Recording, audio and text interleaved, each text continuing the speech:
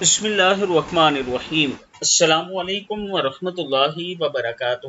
اگر کوئی شخص اس درود شریف کو روزانہ کم از کم 313 مرتبہ پڑھنے لگے تو وہ اللہ کے فضل سے آپ صلی اللہ علیہ وآلہ وسلم کی زیارت سے فیض یاب ہوگا۔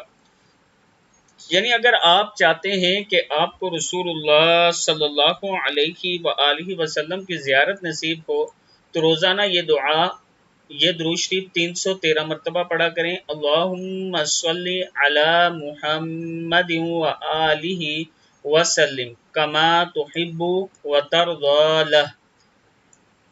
دوسرا درود شریف اللہم صلی علی محمد النبی الامی۔ اگر کوئی شخص ہر جمعے کو 1000 مرتبہ یہ درود شریف پڑھے اور مسلسل 5 جمعے تک یہ عمل جاری رکھے تو انشاءاللہ اس کو بھی زیارت نصیب ہوگی رسول اللہ صلی اللہ علیہ وآلہ وسلم کی۔